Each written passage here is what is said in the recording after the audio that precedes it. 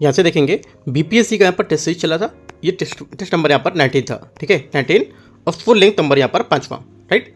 ये देखो यहाँ पर जैसे कि देख रहे हो ओवरऑल टेस्ट यहाँ पर 19वां है, और यहाँ पर जो हमारा फुल लेंथ के हिसाब से देखोगे तो यहाँ पर 5वां टेस्ट है, ठीक है। पार्ट 1 हम लोग कल देख चुके थे, पार्ट 2 को स्टार्ट करेंगे यहाँ से 79 क्वेश्चन के आगे से देखेंगे, 79 तक मैंने आपको करा दिए थे, ठीक है। उसके आगे से देखेंगे 150 नंबर क्वेश्चन तक। स्टार्ट करते हैं क्वेश्चन, देखते हैं यहाँ से।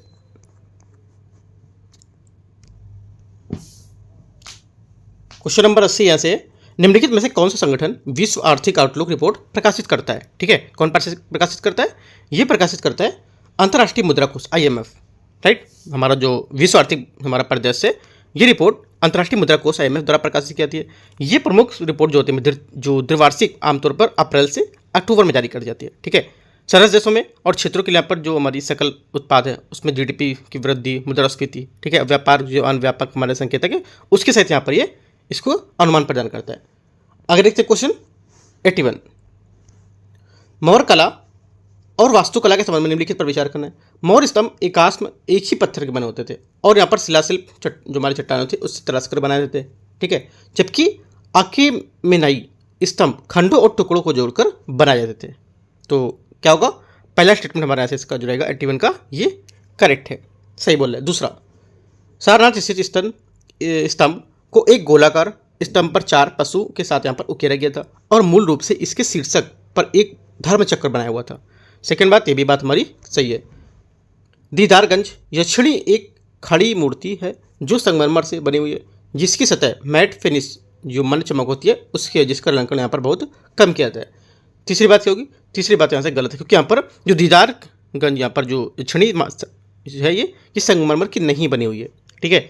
ये बलुआ पत्थर जो होती है सैंडलस्टोन उसकी बनी हुई थी, राइट। इसकी सतह अत्यंत चमकदार और उसमें हार जो कमरबंद है और चामर जिसको पंखा जैसे जटिल हमारे जो अलंकरण उनको दिखाया गया। ओनली 1 2 करेक्ट है, केवल 1 2 बात सही है, तो आंसर यहाँ से 1 से हो जाएगा। क्वेश्चन 82, प्रागैतिहासिक इतिहास, प्रागैतिहासिक जो हमारे भारत है उसके संबंध में निम्नलिखित पर विचार करना है।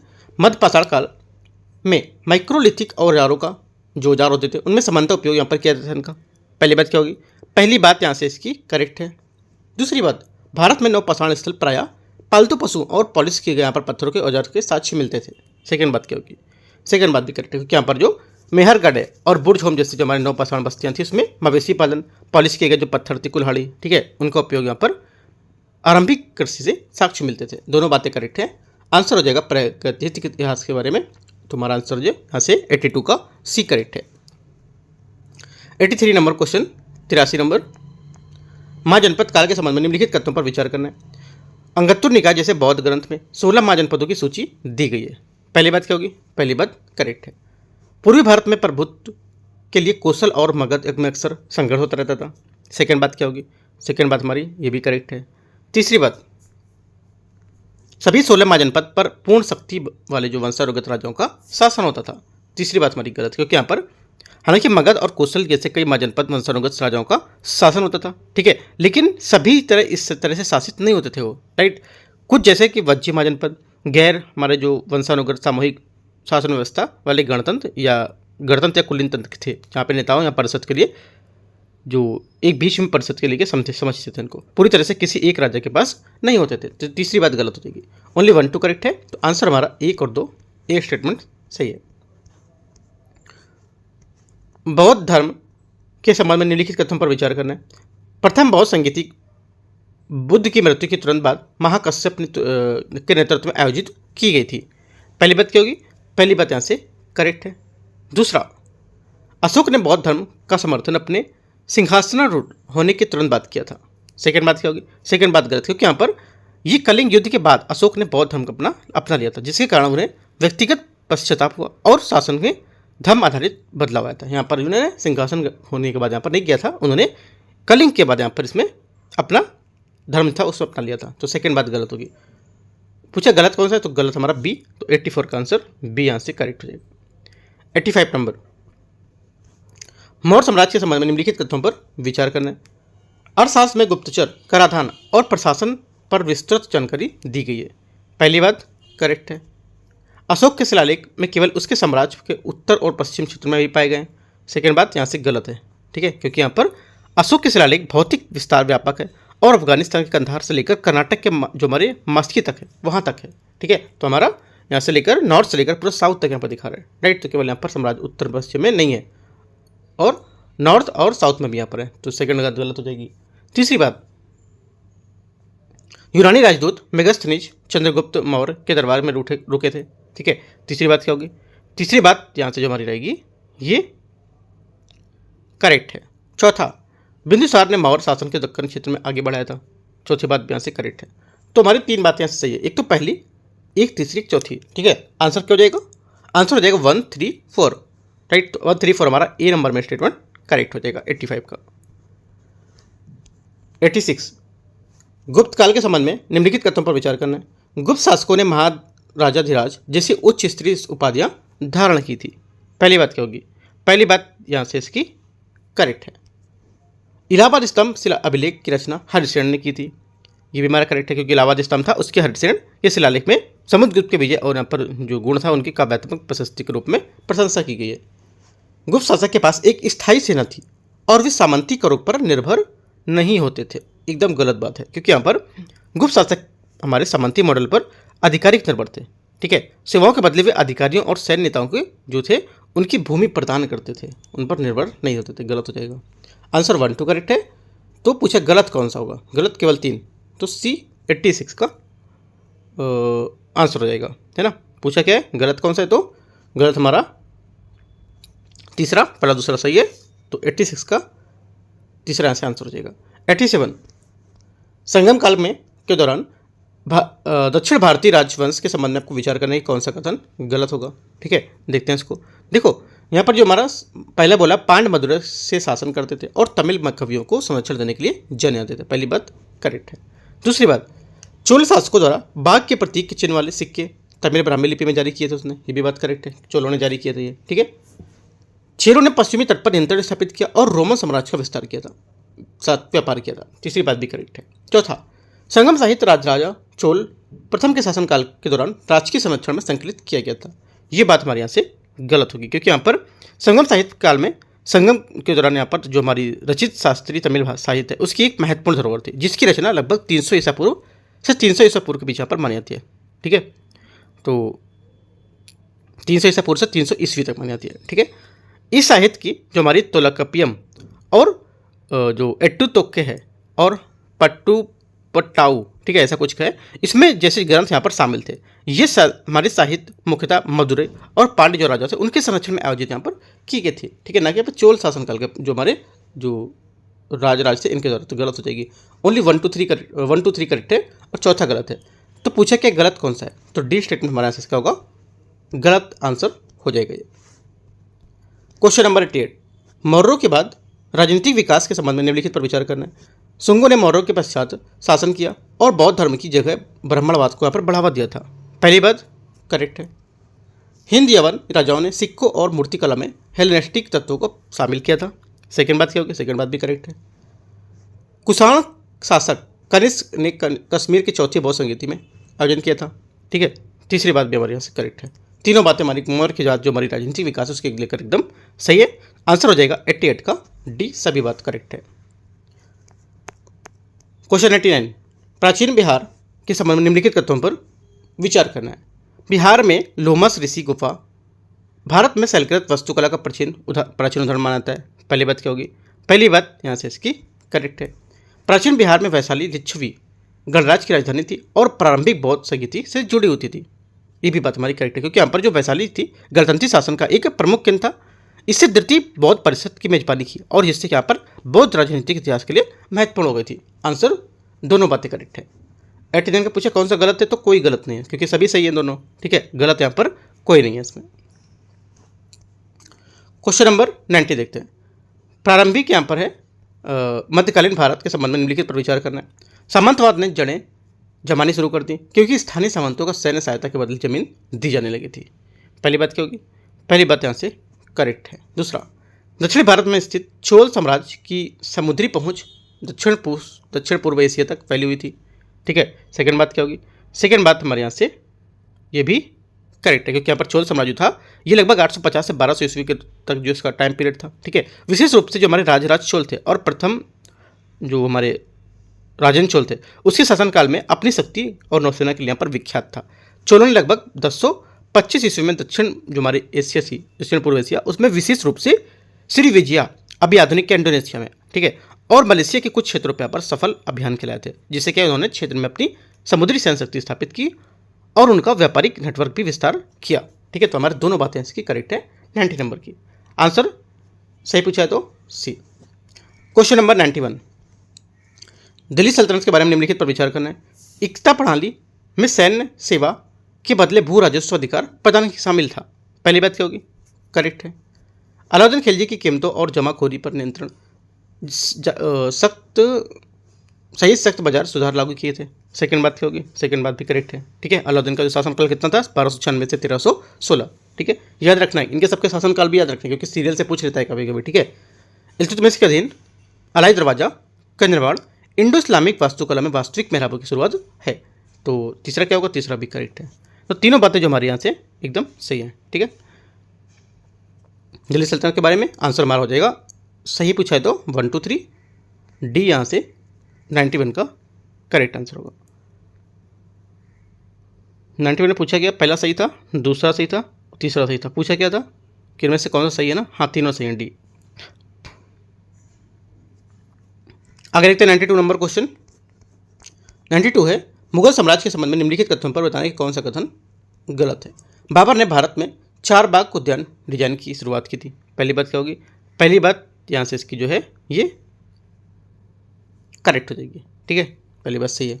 दूसरी, अकबर ने अपने शासनकाल में गैर मुस्लिमों पर जजिया कर हटा दिया था। ठीक है, देखो अकबर जो अपनी धार्मिक सहिष्णुता की नीति के लिए जाने जाते थे और 1564 में उसने जजिया कर गैर मुसलमानों पर भी लगाया जाने लगा था, जो कर था उसको समाप्त कर दिया था। जो अकबर था उसने जो धार्मिक हमारा सहिष्णुता के लिए जाना था, ठीक है, उसने 1564 में जजिया कर जो था गैर मुसलमानों पर लगाया जाने वाला कर था ये। ठीक है, और वो भी समाप्त कर दिया था गैर मुसलमानों पर जो मुस्लिम नहीं थे, ताकि वह अपने जो विविध प्रजा उसके वर्ग को यहाँ पर साथ ले सके और समावेशिता को बढ़ावा दे सके। हालांकि उन्होंने 1575 में संक्षिप्त रूप से फिर से लागू किया, लेकिन 1580 में इसे दोबारा पूरी तरह से समाप्त कर दिया था। ठीक है, याद रखना। ये क्या बोला है? अकबर ने अपने शासनकाल में गैर मुस्लिमों से जजिया कर हटा दिया था।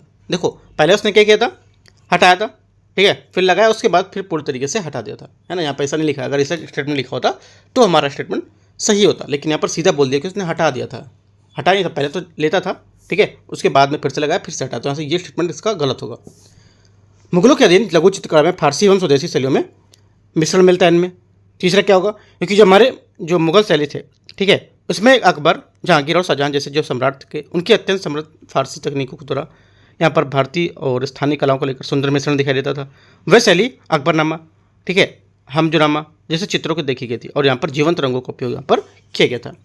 तीसरी बात करेक्ट है। चौथी बात, हुमायूं को शेरशाह सूरी ने पराजित किया, बाद में वह सफ़ीवाद सहायता पुनः पर गद्दी पर बैठा था। ये भी बात करेक्ट हो जाएगी।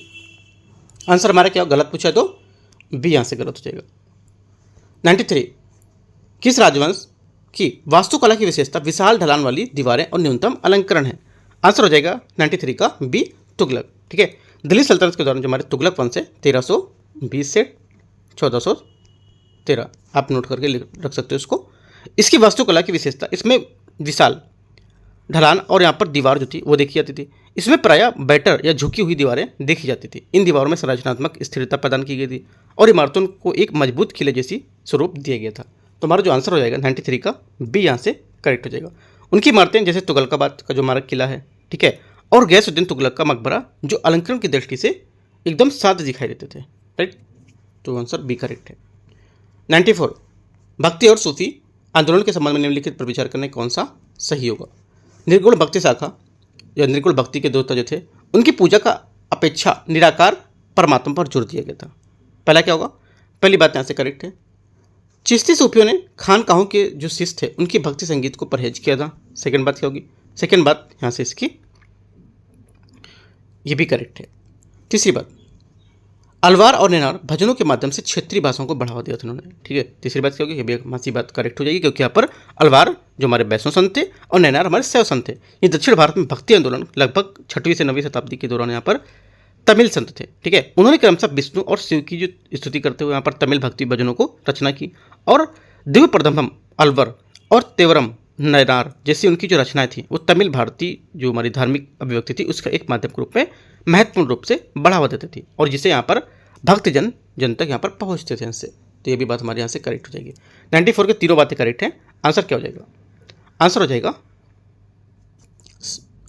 94 का तीनों बातें करेक्ट है, तो 1 करेक्ट है और 2 करेक्ट था और 3 करेक्ट है, तो आंसर डी। 95 नंबर, मध्यकालीन बिहार के संबंध में निम्नलिखित पर विचार करना है। शेरशाह सूरी ने सासाराम में भव्य मकबरा बनवाया और पूरे बिहार में ग्रांड ट्रंक रोड की स्थापना की। पहली बात क्या होगी? पहली बात यहाँ से एकदम करेक्ट है, ठीक है। सूर्य वंश के संस्थापक हमारे शेरशाह सूरी शासनकाल 1540 से 1545 तक इसने बिहार के सासाराम में एक भव्य मकबरे का निर्माण करा, जो अपने विशाल गुंबद और अष्टकोणीय रचना से इंडो इस्लामिक जो हमारी वास्तुकला थी उसका जो था उत्कृष्ट एग्जाम्पल मनाता था। पहली बात करेक्ट है। बिहार के मुगल शैली में गुंबददार मकबरे फारसी वास्तुकला का कोई प्रभाव नहीं देखा गया था। सेकंड बात गलत है, क्योंकि यहाँ पर फारसी जो कला थी उसका भी प्रभाव देखा गया था।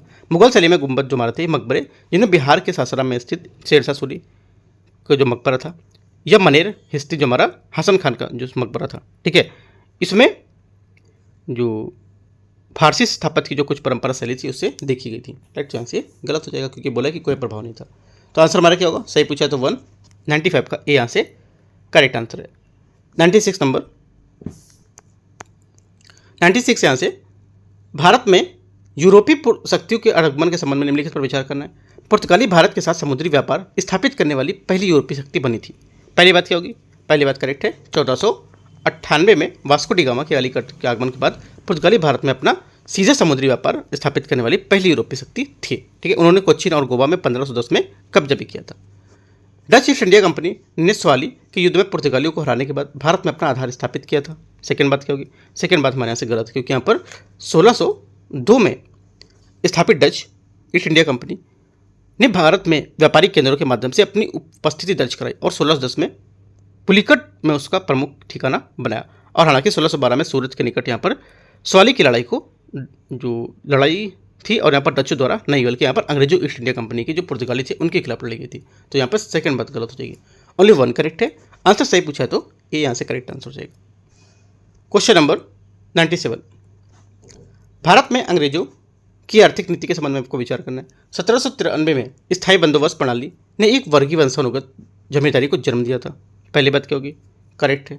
दूसरी बात, ब्रिटिश नीतियों के कारण भारत के पारंपरिक हस्तशिल्प का जो अपविन्यास हुआ था। सेकेंड बात ये भी करेक्ट हो जाएगी। तीसरी बात, अफवाह सिद्धांत जो हमारा है, ठीक है, ये सर्वप्रथम दादा भाई नौरोजी इंडिया फॉर जो इंडियंस है उस पुस्तक में प्रस्तुत किया था, ठीक है। ये गलत है क्योंकि दादा भाई नौरोजी ने ड्रेन थ्योरी ये विचार भारत में धन जो था ब्रिटेन जा रहा था इसको लेकर के प्रस्तुत करने का श्रेय दिया जाता। इस पर उनकी सबसे प्रसिद्ध रचना भारत में गरीबी और गैर ब्रिटिश शासक 1901 में लिखी गई थी, न कि भारतीय के यहाँ पर भारत, और भारत के लिए पुस्तक बाल गंगाधर तिलक से जुड़ी हुई है। तो यहाँ से ये चीज़ गलत हो जाएगा अफवाह सिद्धांत को लेकर के। ओनली 1 2 करेक्ट है। आंसर 97 का हो जाएगा हमारा। 1 और 2 सही है।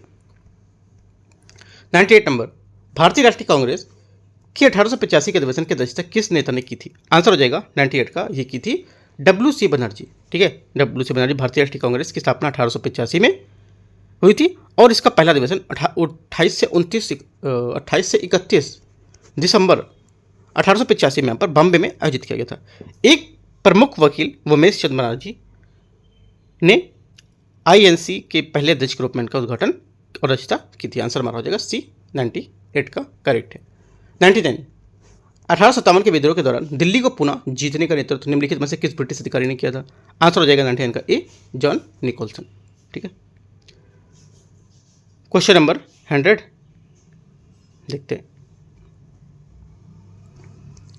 क्वेश्चन नंबर 100 है, 1857 में नेताओं को उनके विद्रोह के क्षेत्र के निम्नलिखित युग में उसके हिसाब से बताना कौन सा सम्मिलित नहीं कर रहा है। यहाँ पर बोला मौलवी अहमदुल्ला फैजाबाद, ठीक है, पहला स्टेटमेंट यहाँ से करेक्ट है। खान बहादुर बरेली, ठीक है। राव तुलाराम झांसी, है ना, यहाँ से ये स्टेटमेंट हमारा गलत होगा क्योंकि यहाँ पर बख्त खान जो था ये राव तुलाराम जो हमारा था ये रेवाड़ी वर्तमान हरियाणा में है ना, झांसी नहीं, गलत हो जाएगा। और बाकी बख्त खान दिल्ली ये करेक्ट था। गलत हमारा सी। 101 नंबर, निम्नलिखित में से किस नेता ने सत्यवादी उपनाम का प्रयोग किया और वेदों के समर्थन करते हुए हिंदू रूढ़वादी की आलोचना की?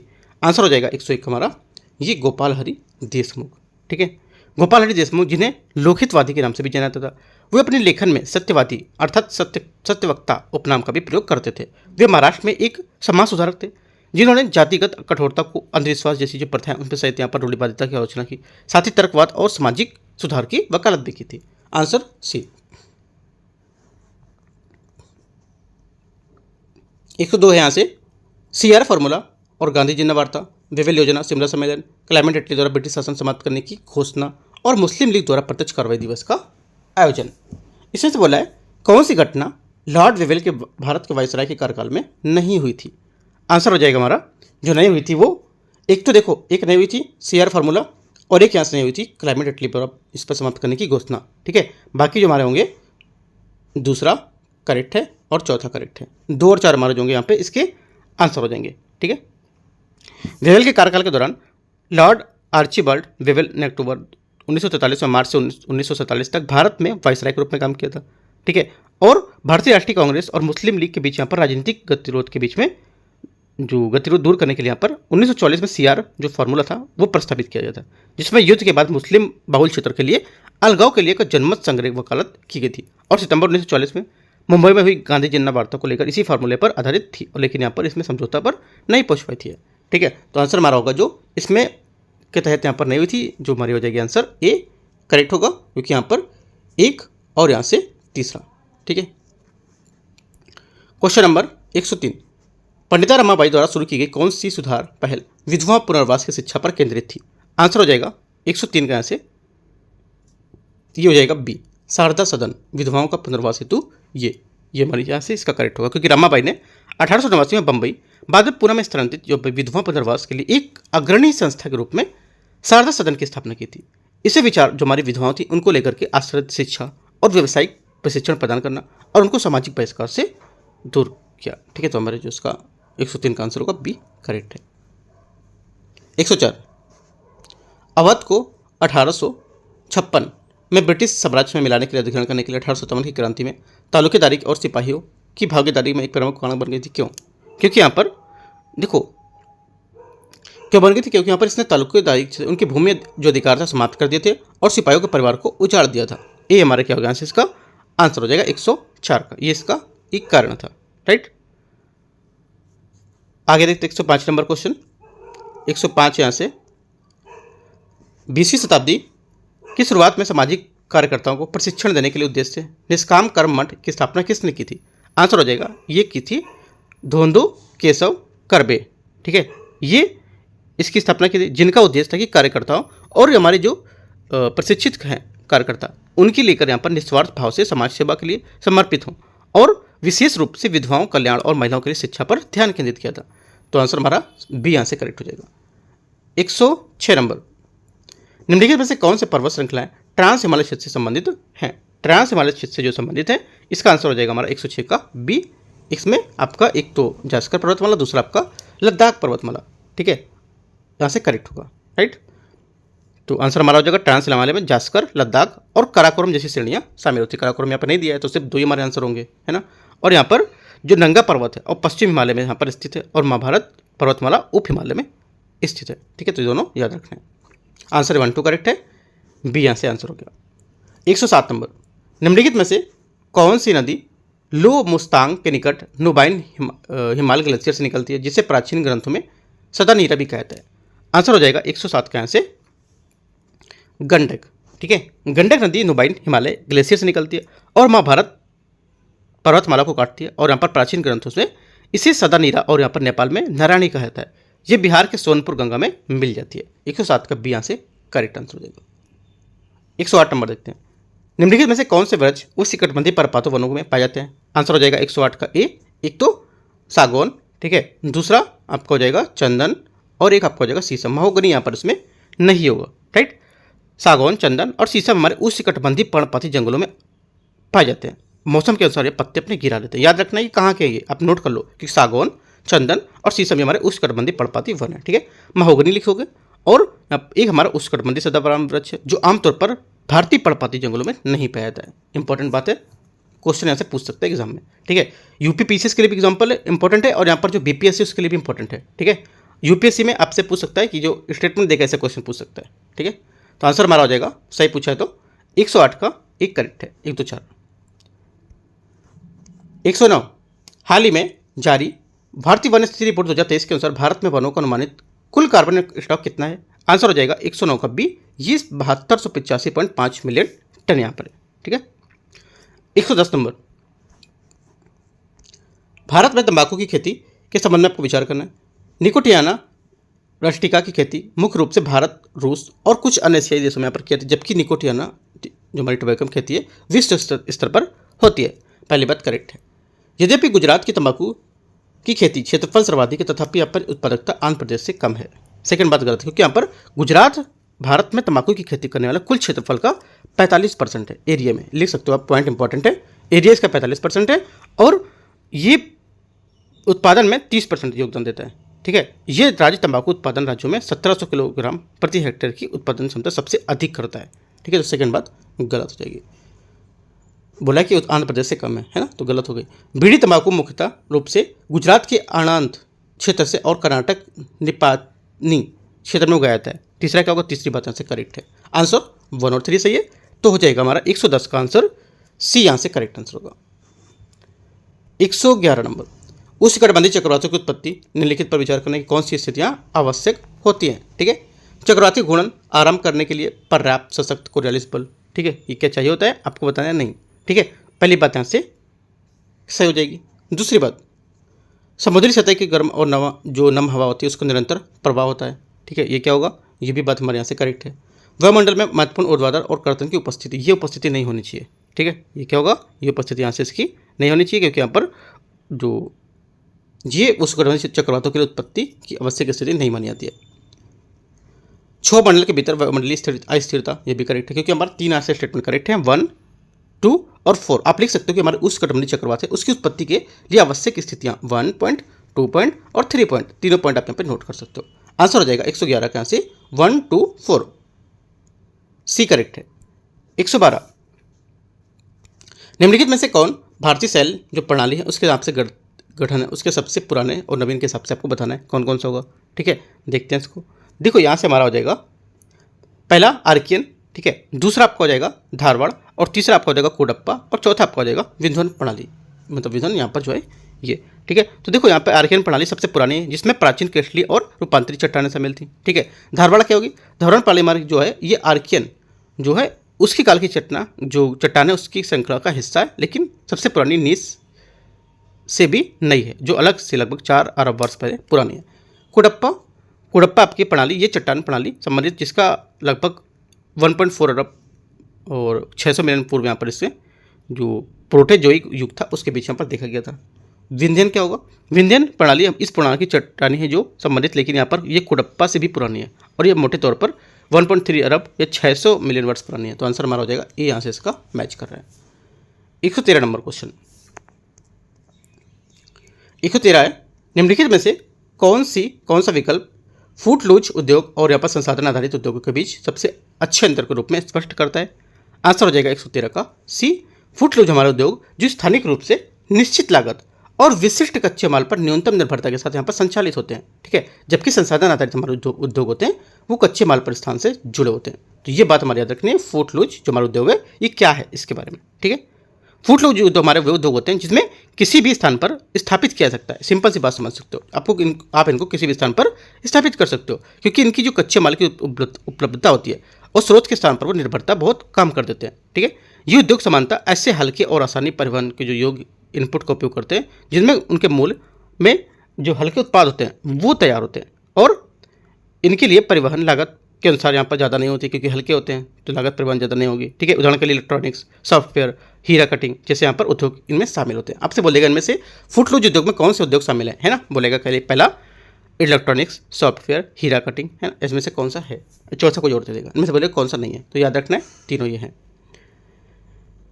114 नंबर, निम्नलिखित में से कौन सा कथन व्यापारिक पवनों की विशेषताओं जलवायु पर उनके प्रभाव को अच्छी तरह से वर्णित करती है?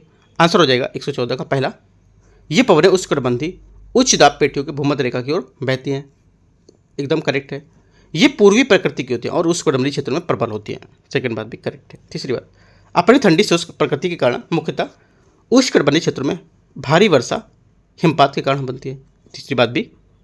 तीसरी बात यहाँ से गलत होगी, ठीक है, क्योंकि यहाँ पर जो व्यापारिक पवनें हैं ये महासागरों में उत्पन्न होने वाली जो गर्म आर्द्र पवनें होती हैं और उष्णकटिबंधीय तटों में क्षेत्रों जैसे कि यहाँ पर जो कैरिबियन या पूर्व ब्राजील है उसके पास से यहाँ पर वर्षा से जुड़ी होती है, ठीक है। ये विशेष रूप से उष्णकटिबंधीय क्षेत्रों में बर्फबारी का कारण नहीं बनती है, क्योंकि यहाँ पर ये बर्फबारी ठंड उच्च अक्षांशीय जलवायु से जुड़ी होती है, ना कि यहाँ पर गर्म से। तो ये हमारा स्टेटमेंट गलत होगा। चौथी बात, भारत में दक्षिण पश्चिम मानसून का प्रारंभ भूमध्य रेखा को पार करने वाले दक्षिण पूर्वी व्यापारिक पवनों के रूप में होता है। चौथी बात सही है। 1 2 4 सही है, आंसर हमारा हो जाएगा बी, यहाँ से करेक्ट आंसर है। 115, नदियों को उनके स्थान को युग्म के हिसाब से यहाँ पे बताना कौन सा सही सम्मिलित नहीं कर रहा है, ठीक है। आंसर हो जाएगा 115 का डी, लूनी, त्र्यंबकेश्वर, नासिक, ठीक है। लूनी यहाँ पर नासिक त्र्यंबकेश्वर में नहीं है, यहाँ पर जो हमारी गोदावरी होती है ये त्र्यंबकेश्वर नासिक से निकलती है, लूनी यहाँ से नहीं, तो गलत हो जाएगा। बाकी आपका तीनों स्टेटमेंट यहाँ से करेक्ट है, आंसर हो जाएगा 115 का डी, यहाँ से गलत है, ठीक है। आगे देखते हैं 116 नंबर, ज्वालामुखियों के प्रकार के संबंध में उनके उदाहरण के संबंधित जो है उसको कथन से विचार करना है। देखते हैं, सील्ड ज्वालामुखी, माउंट एटना, ठीक है। पहला क्या होगा, पहला स्टेटमेंट हमारा से इसका गलत है, ठीक है, पहला गलत है, क्योंकि यहाँ पर माउंट एटना इटली में स्थित एक प्रसिद्ध ज्वालामुखी, ये वास्तव में एक मिश्रित प्रकार का ज्वालामुखी है जिसकी विशेषता है तीव्र ढलान, तीव्र विस्फोट है, ना कि एक ढलान या ढाल ज्वालामुखी। तो गलत हो जाएगा हमारा पहली बात, ठीक है। आगे देखते हैं, माउंट एटना यहाँ पर जो होगा इटली में होगा, यहाँ पे सील्ड ज्वालामुखी नहीं है। आगे देखते हैं, संयुक्त ज्वालामुखी माउंट रेनियर, संयुक्त हमारा जो राज्य अमेरिका में माउंट रेनियर एक मिश्रित ज्वालामुखी है, करेक्ट है हमारा। और सिंडर कोन ये हमारा पेरिकोटिन ज्वालामुखी है, ये भी हमारा करेक्ट, ये पेरिकोटिन मैक्सिमम स्थित एक सिंडर कोन का ज्वालामुखी है। दोनों बात करेक्ट हैं, 2 और 3, तो पहली बात यहाँ से गलत थी, आंसर बी 116 का करेक्ट आंसर है। 117, पूर्वोत्तर भारत में पहाड़ियों को उत्तर से दक्षिण के हिसाब से लगाना है आपको, ठीक है। उत्तर से दक्षिण के हिसाब से लगाएंगे तो हमारा हो जाएगा पहला यहाँ से मिसमी की पहाड़ियाँ, मिसमी पहाड़ियाँ अरुणाचल प्रदेश में सबसे पूर्वी भाग में पहला हो जाएगा। पटकाई की पहाड़ियाँ, ये जो हमारी पटकाई की पहाड़ियाँ हैं ये दक्षिण की ओर बढ़ते हुए क्रम में मिलेंगी, आप अरुणाचल प्रदेश से नागालैंड से बढ़ोगे आगे तो, ठीक है। नागा पहाड़ियाँ हो गई, ये आपकी दक्षिण में नागा पहाड़ियाँ जो नागालैंड और मणिपुर के कुछ हिस्सों को कवर करती है। लुसाई की पहाड़ियाँ ये हमारी ये पहाड़ियाँ जिन्हें मिजो पहाड़ियाँ नाम से भी जाना था, ये सबसे दक्षिणी में मिजोरम में स्थित है। तो यहाँ से जो आंसर हो जाएगा 1 2 3 4 ए, यहाँ से 117 का आंसर हो जाएगा। निम्नलिखित में से कौन सा कथन उल्ट बादल का सर्वश्रेष्ठ वर्णन करता है? करेक्ट आंसर हो जाएगा ये करता है, ग्रहों के वायुमंडल को प्रभावित करने वाले जो हमारे अंतरकायी गैस बादल हैं उसका एक क्षेत्र होता है ये, ठीक है। तो हमारा क्या होगा, बी यहाँ से करेक्ट आंसर हो जाएगा। ऊर्ट बादल बर्फीले और पिंडे के जो धूमकेतु उसका एक सैद्धांतिक दूरस्थ गोलाकार आवरण होता है जो सौर मंडल को घेरे हुए है और इसकी बाहरी सीमा को चिन्हित करता है। ऐसा माना जाता है कि यहाँ पर ये सूर्य से लगभग 2000 से 1 लाख तक, है ना, 2000 से 1 लाख खगोलीय वायु तक यहाँ पर फैला हुआ है। इसे दीर्घ अवधि में धूमकेतु का स्रोत माना जाता है। क्वेश्चन 119, पृथ्वी की आंतरिक जो हमारी असंततता उसके उनकी जो विभाजक परत उसके बारे में विचार करना है कि कौन सा सुमेलित है, ठीक है। इसमें जो सुमेलित है हमारा 119 का ये हो जाएगा आपका मेहरोविक असंततता मोहो, ये बोला है कि भूपर्पटी और मेंटल, ये हमारा इसका स्टेटमेंट करेक्ट है, क्योंकि मोहो एक सीमा है जो पृथ्वी की भूपर्पटी और मेंटल के बीच यहाँ पर स्थित होती है जो समानता 5 से 70 किलोमीटर तक की गहराई पर पाई जाती है। इसे भूकंपी तरंगों की जो गति वृद्धि है उसके आधार पर भी पहचाना जा सकता है। इंपॉर्टेंट है, याद रखना है। आंसर हमारा 119 का पहली बात करेक्ट है। दूसरी बात, गुटेनबर्ग असंततता हमारे होगी, ये ठोस मेंटल और तरल बायकोर के बीच की सीमा है जो लगभग 2900 किलोमीटर की गहराई से स्थित है और यहाँ पर स्थान में पी तरंगे जो होती हैं उसकी गति में अचानक गिरावट दिखते हैं, ठीक है। अभी हमारा करेक्ट हो जाएगा जो हमारी इनकी विभाजक परतें ये। तीसरी बात है लेहमन असंततता, ये बायकोर को आंतरिक कोर, ये भी हमारा करेक्ट है क्योंकि हमारे लेहमन जो असंततता होती है ये तरल बायकोर और ठोस आंतरिक कोर के बीच यहाँ पर सीमा को चिन्हित करती है जो लगभग 5100 किलोमीटर की गहराई तक स्थित है। तीनों बातें करेक्ट हैं। चौथी बात, रेड तीली रेपेटी असंततता हमारा जो होता है ये 660 किलोमीटर की गहराई पर पाई जाती है और ये ऊपरी मेंटल और यहाँ पर निचले मेंटल के बीच की सीमा को दर्शाती है, ठीक है। तो यहाँ से ये स्टेटमेंट बना है जो होगा कि और यहाँ पर इसका भू प्रॉपर्टी से कोई संबंध नहीं होता है, तो गलत होगा। 1 2 3 करेक्ट है, आंसर ए सही है। भू प्रॉपर्टी से इसका कोई संबंध नहीं होता, किसका, रिलेटिवली जो आपकी रेबिटी असंततता है इसका। आगे क्वेश्चन 120 नंबर, सूची 1 और सूची 2 को मिलान करना है। राष्ट्रीय उद्यान और यहाँ पर राज्य रखा है, ठीक है, मैच करते हैं, आंसर हमारा हो जाएगा यहाँ से। देखें, इंदर किला हिमाचल प्रदेश, बंदरगट्टा बीबीएन कर्नाटका, बांदीपुर और बंदरगट्टा और नागरहोल, बीबीएन मतलब बोलते हैं हमारा कर्नाटका, ठीक है, तो यहाँ पर इसमें आ गया, ठीक है। आगे देखते हैं, मुरलेन, मुरलेन किधर होगा, मुरलेन आपको आ जाएगा मिजोरम। गुगामल, गुगामल जो बच्चा हमारा महाराष्ट्र, मैच करेंगे तो आंसर 120 का बी करेक्ट है। 121, निम्नलिखित में से बिहार के कौन से उत्पाद को भौगोलिक जीआई टैग से प्राप्त है, करेक्ट आंसर हो जाएगा 121 का आंसर डी, सभी यहाँ पर प्राप्त, मधुबनी चित्रकला, मगई पान, गया जिले का स्टोन आर्ट और मिथिला मखाना, सभी यहाँ पर करेक्ट है, आंसर आंसर डी सही हो जाएगा 121 का। 122, कोसी नदी के संबंध में निम्नलिखित पर विचार करना है। यह नदी कटिहार जिले में कुर्सेला से गंगा में मिल जाती है, ठीक है। पहला क्या होगा, 122 का पहला स्टेटमेंट करेक्ट है। नेपाल में इसे सप्त कोसी नदी के नाम से भी जाना जाता है, ये भी बात एकदम करेक्ट है, एकदम फैक्चुअल पॉइंट थे, आंसर यहाँ से सी करेक्ट है। 123 नंबर, जनगणना 2011 के अनुसार बिहार के संबंध में आपको विचार करना है कौन सा सही होगा। महिला साक्षरता दर यहाँ पर 51.50 थी, ठीक है, पहला क्या होगा, पहली बात यहाँ से इसकी करेक्ट है, ठीक है। दूसरी बात, पुरुष साक्षरता 71.20 सही है, और 10 की जनसंख्या वृद्धि दर 25.4 मतलब 25.4 है ना, तो आंसर हो जाएगा डी, सभी बातें सही है। 124 नंबर, बिहार के निम्नलिखित में से कौन से जिले में सूरा के लिए उत्पादन के लिए प्रसिद्ध है। सूरा उत्पादन के लिए जो प्रसिद्ध है ये हमारा हो जाएगा आपका, एक तो सारण, पूर्वी चंपारण, ठीक है, श्रीवस्तीपुर और बेगूसराय, 1 2 4 5 हमारा क्या होगा इसका आंसर होगा, लेकिन यहाँ पर जो तीसरा नवादा यहाँ से इसका आंसर नहीं होगा, ठीक है, क्या होगा, नवादा यहाँ से इसका आंसर नहीं होगा, तो आंसर हमारा क्या होगा, इसका आंसर हो जाएगा 124 का सी। 125 नंबर, निम्नलिखित तथ्यों पर विचार करना है। ककोलत जलप्रपात बिहार के पूर्वी चंपारण में स्थित है, ठीक है, पहला क्या होगा, पहली बात यहाँ से गलत हो जाएगी भाई, क्योंकि यहाँ पर ककोलत जलप्रपात बिहार के नवादा जिले में स्थित है और ये भारत के सबसे अच्छे झरनों में से एक माना जाता है, ठीक है, और ये जिसका झरना जो होता है इसमें पानी पूरे वर्ष भर एक ठंडा रहता है, ठीक है। इसे झरने की ऊंचाई की जमीन के लगभग स्तर से 150 से 160 फीट ऊंची मानी जाती है, ठीक है, ये गलत हो जाएगा। सेकेंड बात, तेलहर जलप्रपात बिहार के कैमूर जिले में स्थित है, सेकेंड बात करेक्ट है, आंसर केवल 2 बी यहाँ से सही हो जाएगा।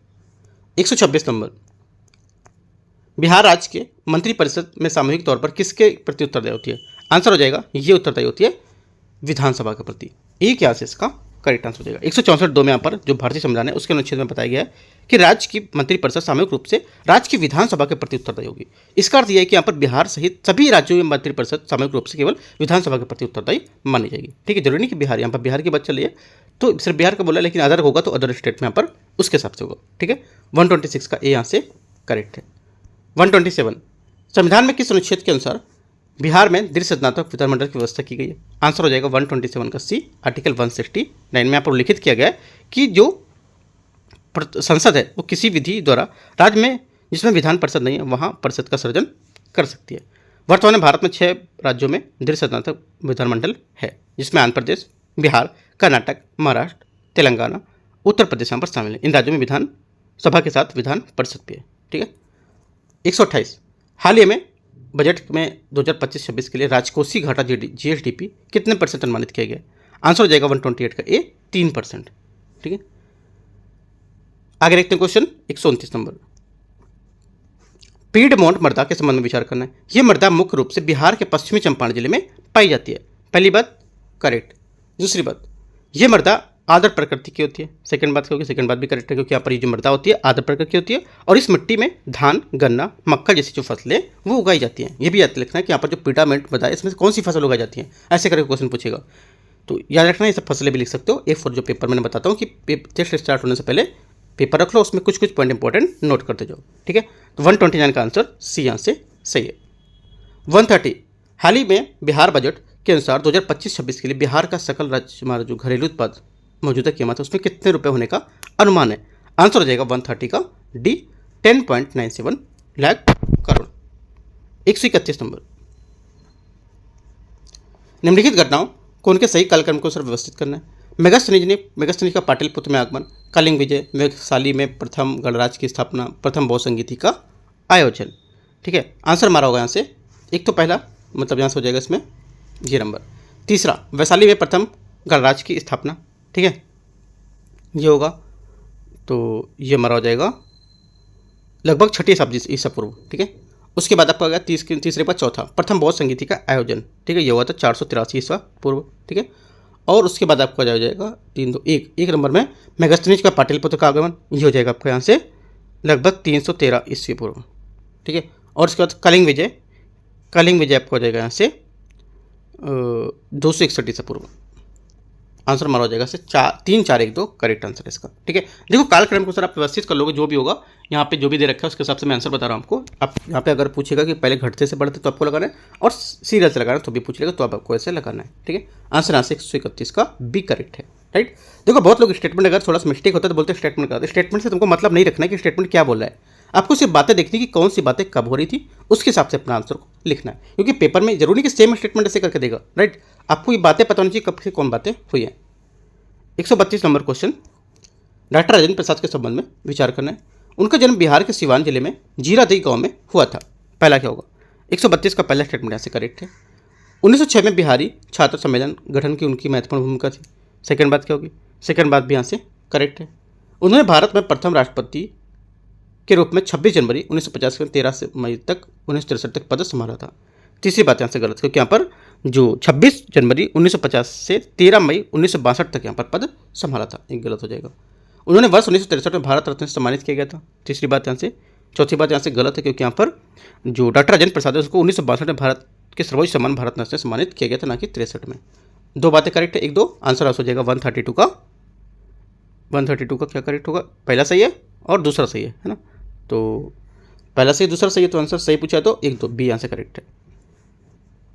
133, अंग्रेजों ने 1620 में बिहार के सर्वप्रथम अपना कहाँ व्यापारिक केंद्र स्थापित करने का प्रयास किया था। आंसर हो जाएगा 133 का डी, आलमगंज। ठीक है, आगे देखते हैं, आलमगंज पटना। 134, निम्नलिखित तथ्यों पर विचार करना है। रामकृष्ण मिशन की स्थापना स्वामी विवेकानंद ने 1897 में की थी। पहली बात क्या है, करेक्ट है। बिहार में रामकृष्ण मिशन पहली शाखा 1920 में भागलपुर में खोली गई थी। सेकंड बात गलत, क्योंकि यहाँ पर बिहार में रामकृष्ण मिशन की पहली शाखा 1922 में पटना में खोली गई थी। ठीक है, 1922 में पटना में खोली गई थी, भागलपुर में नहीं, गलत हो जाएगा। सही पूछा है तो एक यहाँ से आंसर हो गया। 135, 1922-23 में बिहार के मुंगेर में किसान सभा का गठन किसने किया था। करेक्ट आंसर हो जाएगा 135 को ये किया था, एक तो श्री कृष्ण सिंह और मोहम्मद जुबैर ने, इसका करेक्ट आंसर हो जाएगा। ठीक है, आगे देखते हैं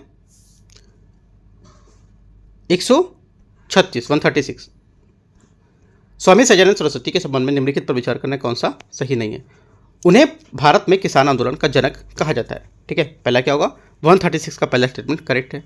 उन्होंने हुंकार नामक पत्रिका का प्रकाशन किया था, ये भी बात हमारी करेक्ट है।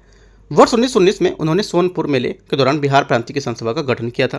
तीसरी बात क्या होगी, तीसरी बात यहाँ से ये गलत, क्योंकि यहाँ पर बिहार प्रांतीय किसान सभा का गठन 1929 में सच्चिदानंद सरस्वती द्वारा किया गया था। ठीक है, तो यहाँ से 1919 नहीं, वे शंकराचार्य संप्रदाय के 10 नामी सन्यासी अखाड़े के दंडी सन्यासी थे। ठीक है, ये भी बात हमारी करेक्ट है। और वर्ष 1936 में स्थापित अखिल भारतीय किसान सभा के प्रथम सचिव सच्चिदानंद सरस्वती थे, ये गलत है, क्योंकि यहाँ पर अखिल भारतीय किसान सभा की स्थापना 1936 में लखनऊ में हुई थी। इसके प्रथम सचिव NG रंगा थे, है ना, सच्चिदानंद सरस्वती नहीं थे, गलत होगा। आंसर क्या होगा, पूछा कि सही उत्तर का चयन करना है। सही उत्तर हमारा 1 2 4, 1 2 4 कहाँ पर है, 1 2 करेक्ट था। ठीक है, दूसरा भी करेक्ट था और चौथा करेक्ट था, तीसरा पांचवा गलत है, तो 1 2 4 यहाँ से कोई नहीं है, तो हम अपना अलग से आंसर लिख लेना है ई नंबर में 1 2 4, क्योंकि यहाँ पर जो KGS का जो क्वेश्चन है इसमें बहुत सारे आंसर मिसप्रिंट दे रखे हैं। ठीक है, बात तो सही बता, लेकिन यहाँ पर जो स्टेटमेंट दे रखे हैं ना वो बहुत मिसप्रिंट दे रखे हैं उन्होंने। राइट, तो आंसर हमारा होगा सिर्फ सही आपको देखना है कौन कौन सा, पहला दूसरा और चौथा। आगे क्वेश्चन 136 137 नंबर, बिहार प्रांतीय कांग्रेस के दूसरे अधिवेशन के बारे में विचार करना है। यह अधिवेशन श्री दीप नारायण सिंह के विशेष जो प्रयत्न है उसके फलस्वरूप भागलपुर में हुआ था। पहली बात करेक्ट है, इसके अध्यक्ष डॉक्टर सच्चिदानंद सिन्हा थे। सेकंड बात भी करेक्ट है, दोनों बातें हमारी सही है। आंसर यहाँ से सही पूछा है तो सी। 138 नंबर, जब बख्तियार खिलजी की अभियान बिहार के क्षेत्र में हुए तो कर्नाट वंश के किस शासक ने उसे नजराना भेंटी राज देकर संतुष्ट किया था? आंसर हो जाएगा 138 का डी, नरसिंह देव। डी यहाँ से करेक्ट आंसर होगा। आगे क्वेश्चन 139, निम्नलिखित में से घटनाओं पर आपको सही कालक्रम के अनुसार व्यवस्थित करना है। ठीक है, तो हमारा सही कालक्रम होगा इसका 139 का, ये हो जाएगा पहला ईरानी यात्री अब्दुल लतीफ़ की बिहार यात्रा। ठीक है, यह हुई थी 1608 में। उसके बाद पहला मनेर शाह द्वारा दौलत मकबरा का निर्माण, ये हो जाएगा आपका यहाँ से 1616। ठीक है, गुरु गोविंद सिंह का जन्म यहाँ से हो जाएगा आपका 1666, और यहाँ से हो जाएगा आपका पटना में अंग्रेजों की फैक्ट्री की स्थापना 1651। अब इस अपने हिसाब से आप मैच कर लो, जो यहाँ पे मैचिंग हो मैंने सबके बता दी कौन से क्या है, आप मैच करोगे तो इसके हिसाब से आंसर, क्योंकि यहाँ पे जो आंसर है ना ये मिसप्रिंट कुछ दे रखे हैं, कुछ सही होंगे। ठीक है, तो आपको ये चीज़ इसमें ध्यान देना है, इस सब चीज़ों में ध्यान देना कि हाँ ये सब चीज़ कब की गई थी, इसके हिसाब से जो आंसर हमारा होगा 139 का ए यहाँ पर दे रहा है। एक बार आप चेक भी कर लोगे कि हाँ यहाँ पे इसका कौन सा सेट लगा रहा है, और आप एक बार इन चीज़ों को लिख भी लोगे, काफ़ी इंपॉर्टेंट, कहीं आपको मिलेंगे नहीं, आप ढूंढोगे कहीं जाकर गूगल करो तब नहीं मिलने वाली है, और ये सब चीज़ें इंपॉर्टेंट होती है जो सर यहाँ पे मैच करने को देते हैं। वो 140 नंबर, निम्नलिखित कथनों पर विचार करना है, सम्मिलित करना है, सुरक्षित स्मारक और यहाँ पर स्थल। ठीक है, देखते हैं 140 को। पहला विक्रमशिला महाविहार मुंगेर, गलत है, ये हमारा भागलपुर में होगा। ठीक है, मुंडेश्वरी का प्राचीन मंदिर कैमूर, सतगुफा समूह जो हमारा है जहानाबाद, और वैदिक समाधान टीला पश्चिमी चंपारण, करेक्ट है। आंसर 2, 3, 4 ये यहाँ से सही है। 141, अजय ने अपने घर से चलना शुरू किया और यहाँ पर उत्तर की ओर 8 किलोमीटर चलता है, फिर बाएं मुड़ता है, फिर 12 किलोमीटर चलता है ना, पूरा पढ़ोगे, रीजनिंग का क्वेश्चन है। और इसके बाद आंसर जो हमारा आएगा 141 का पूरा एक ऐसे करके सर्कल बनेगा, ऐसे करके सर्कल ऐसा बनेगा। ठीक है, तो जो आंसर हमारा हो जाएगा इसका 141 का बी यहाँ से करेक्ट हो जाएगा। 142 में को पढ़ना है कौन सा जो कथन है, कौन सा इसका निष्कर्ष हो सकता है। ठीक है, उसके हिसाब से आंसर हमारा हो जाएगा 142 का सी, ना तो निष्कर्ष 1 और ना ही अनुसरण 2 करता है, सी यहाँ से आंसर होगा। 143, निम्नलिखित में से 4 अक्षर समूह युग्मों में 3 एक निश्चित तरीके समान है, और यहाँ पर समूह बताते हैं कि कौन कौन से अक्षर का समूह युग्म है उससे संबंधित नहीं है। आंसर हो जाएगा 143 का बी ये। 144 में देखो ये जो हमारे मैथ के होते हैं और रीजनिंग के, ये क्वेश्चन मैं सॉल्व नहीं करा रहा हूँ, ये क्वेश्चन आपको खुद से प्रैक्टिस करना है, मैं आंसर सिर्फ आपको बताता चलता हूँ। ठीक है, आंसर बताता चलता हूँ, बाकी आप प्रैक्टिस इनकी खुद से कर सकते हो। 144 इनकी जो आकृति दी गई है इसमें बोला है कि कितने वर्ग हैं इसमें, है ना, कितने स्क्वायर दे रखे हैं। आंसर हो जाएगा 144 का ऐसे ये 144 का ए यहाँ से करेक्ट होगा 14। 145, निम्नलिखित में से कौन सी संख्या दी गई श्रृंखला में प्रश्न चिन्ह को प्रतिस्थापित करेगी। आंसर हो जाएगा 145 का सी। 146 नंबर, यहाँ पर पूरा एक सीरीज में लोग बैठे हैं, है ना, मेज पर, उसके हिसाब से क्वेश्चन पूछ रहा है कि यहाँ पर कितने लोग बैठे, कौन कौन किसके बीच में होंगे, तो सीटिंग अरेंजमेंट कुछ करके बता रहा है। ठीक है, तो आंसर हमारा हो जाएगा यहाँ से करना है सॉल्व आपको, तो 146 का गोला बनाएंगे, कितने लोग बैठे हैं कहाँ पर कौन से, आंसर आ जाएगा हमारा 146 का सी 2। ठीक है। 147, नवरात्रि की शुरुआत के में प्रदीप पहले दिन अपने घर में रामायण पुस्तक कितना भाग पढ़ता है, पिछले दिन इतना पुस्तक पढ़ता है, तो ये कितना अधिक पढ़ता है और कितने कुछ पढ़ने होंगे ये पूछा है। आंसर हो जाएगा 147 का सी 500। ठीक है। 148, पी का 40% क्यू का 60% के बराबर है, पी क्यू का रेशियो कितना होगा।